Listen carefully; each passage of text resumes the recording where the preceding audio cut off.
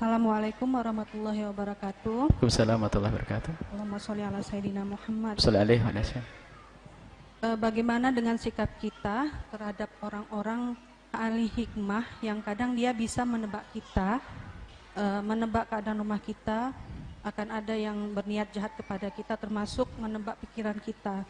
Dan lucunya ahli hikmah itu Buya banyak yang mengaku ustadz. Yang ingin saya tanyakan, apa bedanya ahli hikmah itu dengan dukun atau paranormal? Itu aja Buya. Assalamualaikum warahmatullahi wabarakatuh. Apa perbedaan paranormal, dukun, ustadz ahli hikmah, kiai, ndablek? Nah ini kiai ilmu pedukunan. Ini kiai biasanya kiai malas mondok. Waktu mondok itu hanya dapat ijazah, pengen bisa terbang, kerjaannya makan besi sama makan api ini, makan beling ini. Mondok makan besi, makan beling. Makanya nggak pinter-pinter. Mondok cari ilmu fikih. Khayalannya pengen jadi Sunan Kalijogo. Sunan Kalijogo yang dilihat adalah keramat zahir, keramat yang sifatnya bisa merubah ini. Lupa Sunan Kalijogo adalah ahli istiqomah, orang yang paling takut dalam kemaksiatan. Ini biasanya santri-santri yang malas belajar itu ya. Wah, setiap hari puasa macam-macam, puasa ini, puasa itu, puasa ini, puasa itu. Senin Kemisnya enggak. Ini keblinger nih. Rupanya gurunya yang ngajari. Ilmu hikmah itu maknanya adalah ilmu hikmah. Kalau hikmah itu artinya ilmu. Hikmah itu sendiri kan artinya ilmu. Cuman kita tidak ingin kalau mau haqqin urida bihal batil. Judulnya ilmu hikmah tapi di dalamnya ilmu pedukunan. Ini kan jadi salah. Salma ilmu ramal. Orang ilmu hikmah itu biasanya ada di dalam. Kita menemukan orang-orang soleh, dia punya ilmu hikmah. Ilmu hikmah itu adalah ilmu yang sudah menempel di dalam diri orang tersebut. Misalnya apa? Dia ngasih doa, ngasih ini, mudah terkabul. Dia diajari yang aneh-aneh sudah nggak usah bilang. Nah, ini sekarang ruqyah yang katanya ruqyah syariah. Ruqyah itu kan syariah aslinya. Karena Nabi mengajarkan ruqyah untuk baca surat Al-Fatihah dan lainnya. Ada ruqyah syariah membaca Al-Fatihah untuk obat. Ruqyah. Fa'innaha la ruqyah. Tentang kisah seorang sahabat Nabi yang membacakan seorang ketua kabilah yang sakit dibacakan Fatihah. Kemudian ditanyakan kepada Nabi bagaimana tentang yang ini. Lalu dia berikan hadiah. Inna la ruqyah. Itu ruqyah boleh. Kau ambil imbalannya. Tapi sekarang ruqyah sendiri sudah dicemari dengan macam-macam. Di dalam dirimu ada 5.000 jin. Ada ularnya. Ada orang ngadep ke Buya, Buya orangnya banyak ularnya semuanya. Berani ngomong kita ada ular. Nah. Buya saya lihat orang di mulutnya ada ular semuanya. Sudahlah jangan hayal di sini. Kalau hayal jauh-jauh sana itu tukang sulap sana itu. Awas kalau ruqyah sederhana. Kalau ruqyah ahli hikmah itu datang akan tampak di wajahnya kekhusyuan, rasa takut kepada Allah dan tidak mengajarkan cuci yang baik, tidak mengajarin suudon. Akan tapi menguatkan hatinya itu ahli hikmah. Kalau sudah pakai cerita macam-macam, ngelantur, ngalor itu, apa lihat kamu begini, di rumahmu ada jin. Oh bilang aja dari dulu saya dengar kata Kiai, kalau kita mendoa Allahumma inni a'udzubika minal khubuthi wal khaba'ith, itu kan ada jin di kamar mandi Kiai. Kok baru sekarang ngasih tahu? Gitu dong. Berarti lebih pintar saya dong dari. Oh ada rumahmu, ada jin, ada. Dari dulu ada jin keliaran rumah saya. Tapi jin nggak ganggu. Sekarang jin yang kayak manusia kayak ente ini yang ganggu saya. Jadi ketakutan kan akhirnya. Harus tegas urusan ini biasanya itu aja. Istiqomahlah kepada Allah, takut kepada Allah. Dan kadang itu mengajari suudon, sudah setengah dukun. Barang kehilangan dan langsung, waduh, kemarin siapa yang datang ke rumahmu? Bismillahirrahmanirrahim. Allahumma sholli ala sayyidina Muhammad. Ada orang ke rumahmu kemarin? Oh ya tentu ada kan. Padahal ini bab kehilangan, akhirnya suudon sama pamannya, prasangka buruk dengan bibinya. Kalau ahli hikmah akan berikan hikmah. Misalnya barangnya hilang, subhanallah, ayo kita berdoa. Semoga itu akhir curianmu. Semoga Allah ganti yang lebih banyak. Enggak usah suruh mencari. Oh, hati-hati ya, pokoknya orangnya pakai ciri-ciri ya. Rambutnya hitam. Cari sak kampung, rambutnya hitam. Dia punya sepeda motor merah. Merah. Dan kadang-kadang memang mereka cerdas. Cerdas mereka, ada yang cerdas. Jujur cerdasnya ini kalau nipu hebat. Ada polisi datang ke seorang dukun paranormal yang ke ustadz ini. Ada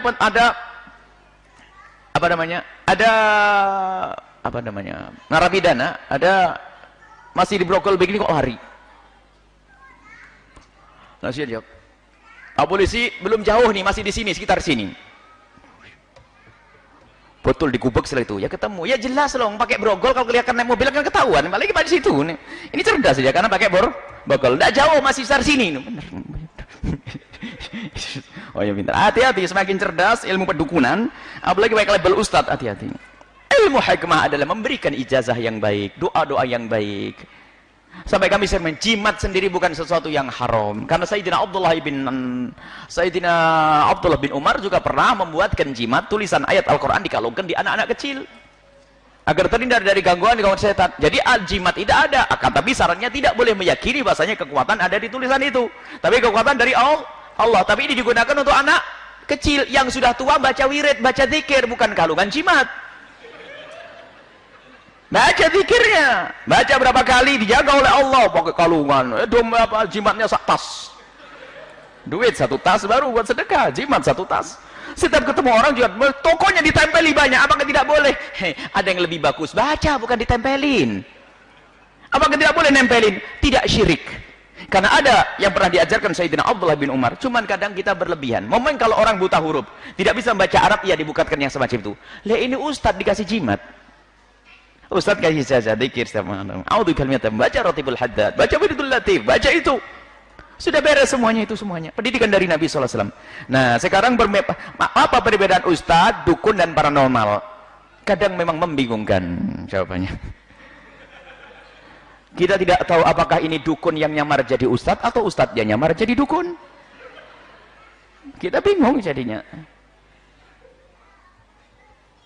Ada ustadz nyamar jadi dukun, serba salah.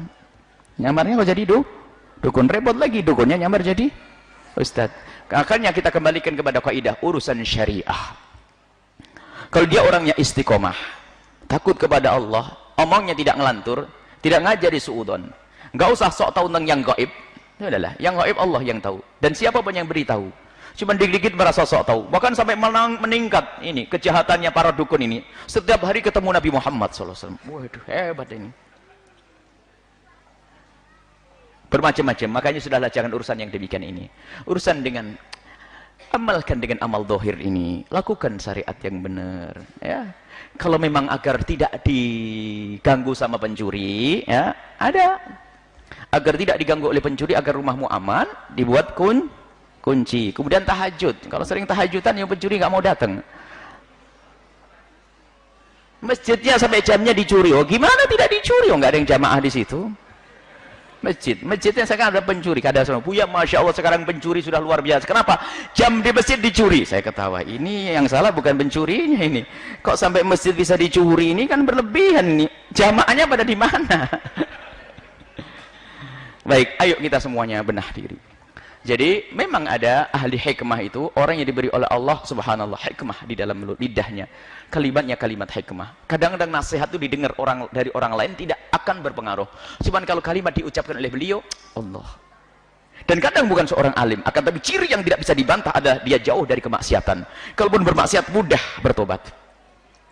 Mustahil wali bermaksiat, harat, bohong tuh pasti dusta.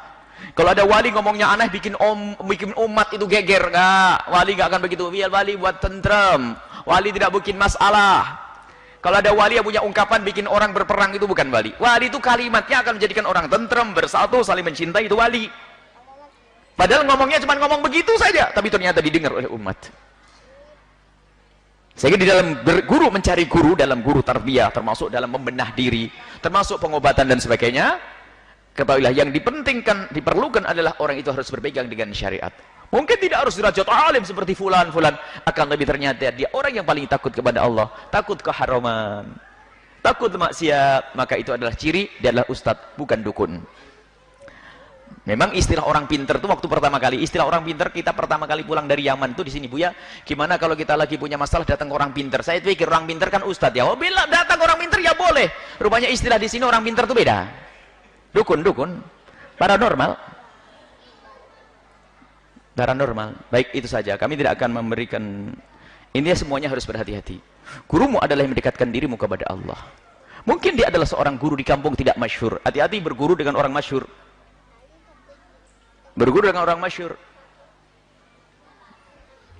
Tapi orang mastur itu yang susah. Kadang-kadang kita berguru dengan orang mastur, ngaji dengan kiai di kampung kita ada sombongnya. Karena saya sudah berguru dengan orang masyhur, fitnah kan?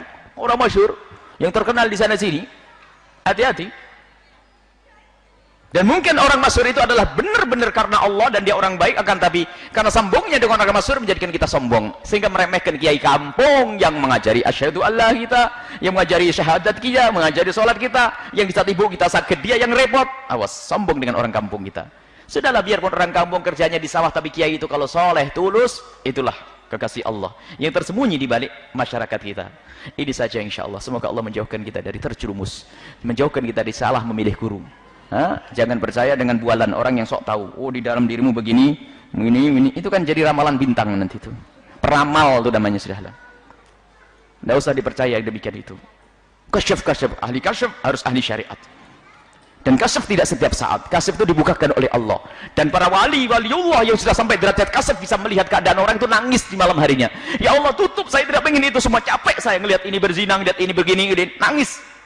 Loh, kok sekarang kok kasyaf itu jadi kebanggaan para wali katanya? Enggak, wali itu menangis kalau punya ilmu kasyaf. Kasyaf itu dibukakan.